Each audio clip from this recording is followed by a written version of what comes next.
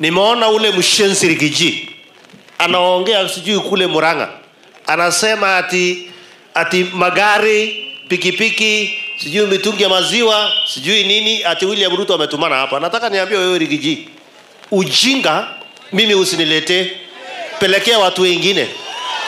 Mimi nimefanya kazi kwa miaka mingi. Wewe ulishinda ukaa kwa serikali, ulishinda kutafuta marafiki. Hiyo Murang'a unaongea hapo penye unaongea sijui, wewe umepea nini hao watu? Kazi yako kila siku ni kuamuka na kuhara kwa mdomo yako. Unahara kwa mdomo yako. Hakuna siku unapanga mambo ya maendeleo. Ulikuwa kwa uongozi kwa mwaka 2. Utuoneshe toilet tulijenga huko Mount Kenya. Utuongeze kazi ulifanya.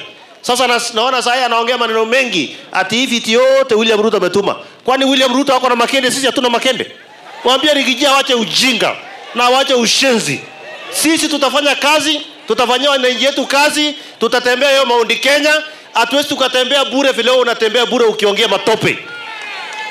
Na nataka nikuambie wewe Mr. Dorcas, wacha kwanza kutembea na bibi yako kila siku. Hakuna mwanaume anatembeaga na mwanamke akitembea akifanya siasa. Wacha ujinga na wache utoto. Na hata ikiwezekana tutakuimpeach mara nyingine huko Mount Kenya. Naona unazunguka unaongea matope mingi sana. Huyu Mbadi amekuja hapa ni waziri wa fedha. Ukiuliza Mbadi hata shilingi moja ya serikali kama iko hapa, yeye mwenyewe ametuletea 1.5 million kuongezea kutoka kwa mfuko yake. Wewe kazi yako ni kuongea tu asubuhi William Ruto. Ukilala William Ruto. William Ruto ni bibi yako. Si uende utafuta William Ruto wewe akwe Dorcas wa pili mshenzi.